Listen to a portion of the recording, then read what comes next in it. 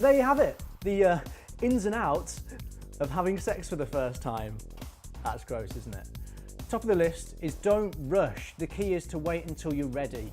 What do you guys think about losing your virginity? That's the central message of the government's new sex education materials. You just have sex when you feel ready. If they think that's responsible advice to give to, in particular, teenage boys, well, I'm not so sure.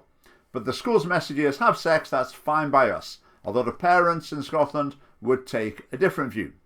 Anyways, that's the central message, but in this video I'm going to look at some of the other issues as well that are raised, some of the miscellaneous bits from the materials for young people aged 15 and above. So in Education Scotland, consider what to put in sex education materials. What do they think is important? To include teaching about marriage, to talk about the facts of the effects of early and promiscuous sex, to talk about the facts about relational stability in later life. Is that the sort of crucial teaching that needs to go in? No. This is what they think young people really need to know. But what are the differences between male and female orgasms that we know of, and who has it better? I would say this has got zero educational value. It's just irrelevant, prurient pop science. And these pseudo-scientific facts are delivered, but what's missing is wisdom.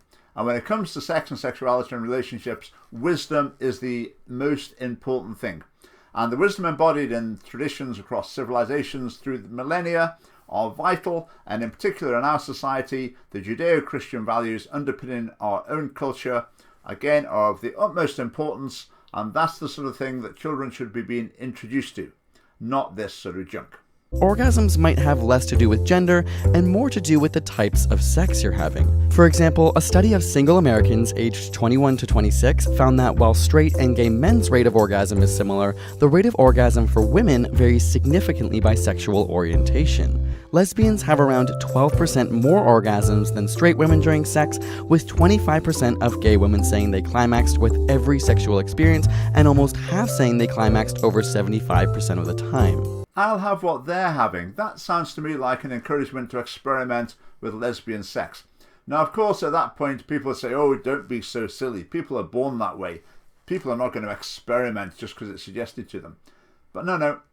There's a huge fashion these days, particularly among young people, to describe themselves as bisexual, in which case they're saying that they're open to choose relationships with people of either sex.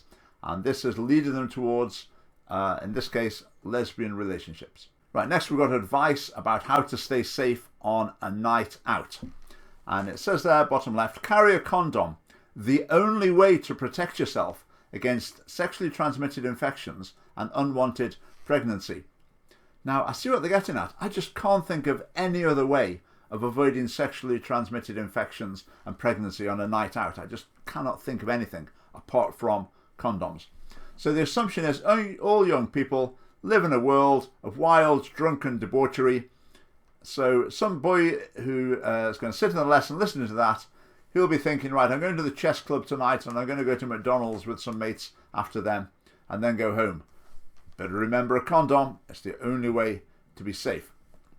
What else have we got on this?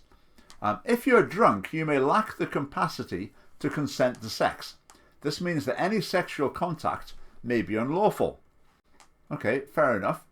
But how about giving the advice, don't get drunk? Because you might end up having sex that you regret.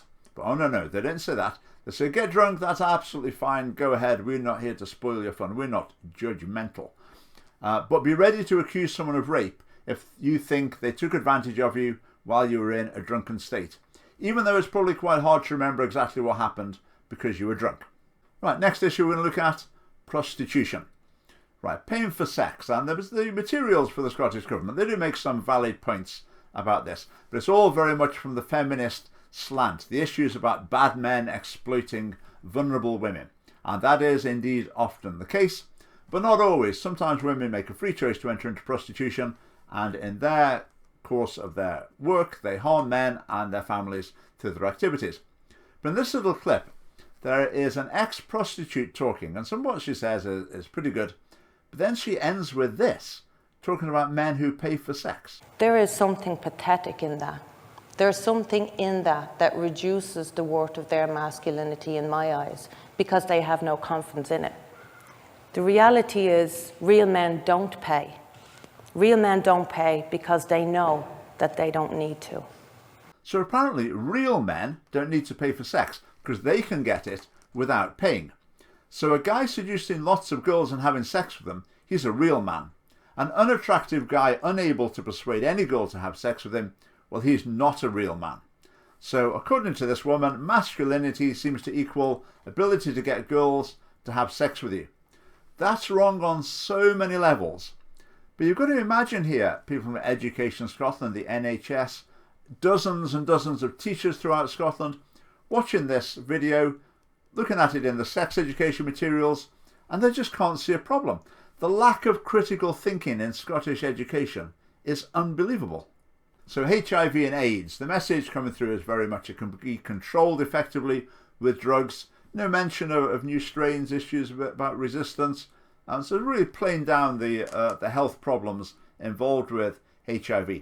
But the thing that's really played up is stigma and discrimination. So the real problem is those people who have a bad attitude towards HIV. The emphasis should be on avoiding the risky behaviours that lead to it. But no, stigma fuels HIV, not really irresponsible sexual activities. And there's a mention for the PrEP drug. Now this is a drug that's quite a recent thing, and it's available, for example, for men who have sex with men who don't want to use a condom. So the taxpayer subsidises their recklessness, and also that results in increased risk of other sexually transmitted infections as well, as these men feel they don't need to bother with condoms. And pupils in Scottish schools have been inducted into this way of thinking. So the message is, have dangerous sex, reject the most simple protective measure, and instead rely on the state to provide an alternative safety net.